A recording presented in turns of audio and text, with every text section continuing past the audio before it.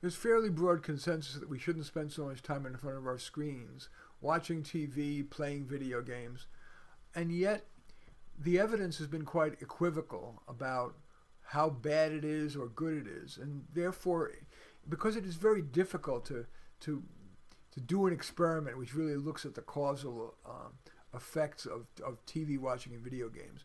And in light of the lack of good evidence, I think we need to rely more on common sense. And here's what I think. I actually think screen time is underrated. Let's take TV. TV exposes you. If you're, let's say you are somebody who's, we always hear about the importance of low achieving kids, and kids come from low income families.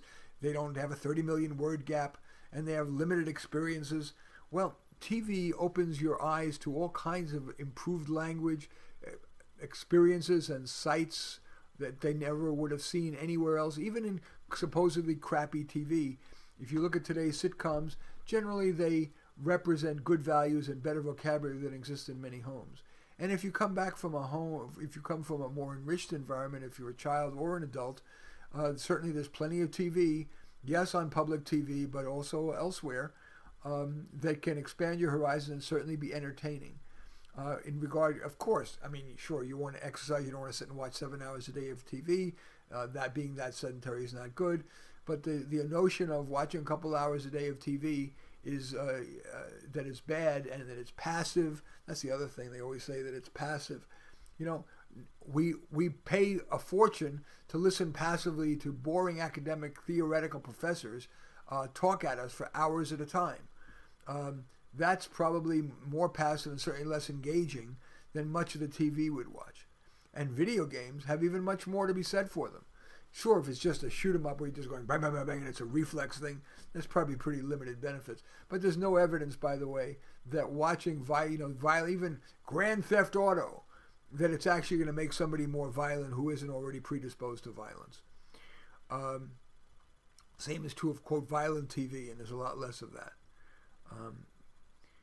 Not to be anecdotal, I mean, I watched endless cartoons and violent TVs, and never did it enter my mind that would give me, I'd be a copycat and I would try to imitate it.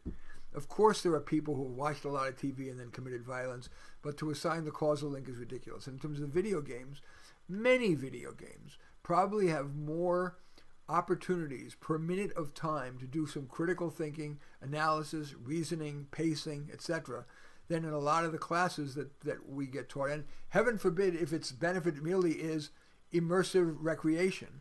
And again, video games allow us to be immersed in worlds that are fantasy worlds, worlds that are larger than life, than our lives. It could be like one of those sim games like SimCity or war simulation games.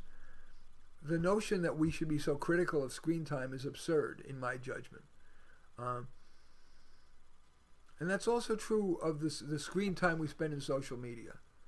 You know, is it really true that spending time looking what other people are doing on Facebook and Twitter and responding and having conversations in text is really so devastating? Yes, I hear the idea, oh my God, everybody looks so perfect on their Facebook. And yes, there's sexting. And yes, there's anonymous, you're communicating with somebody you don't know who they are. Yes, probably kids need to be taught a little bit about appropriate cautions on social media and the internet in general.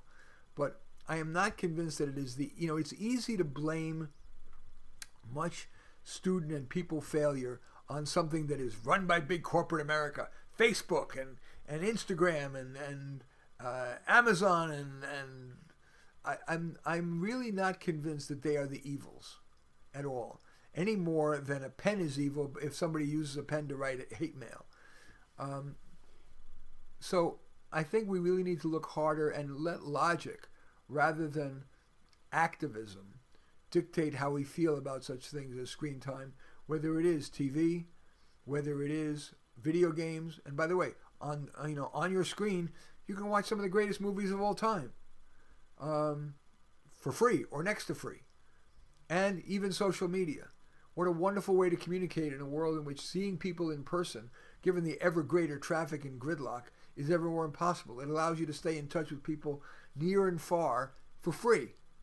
I think it's just a too convenient anti-corporate target to be anti-TV, anti-video games, and anti-social media.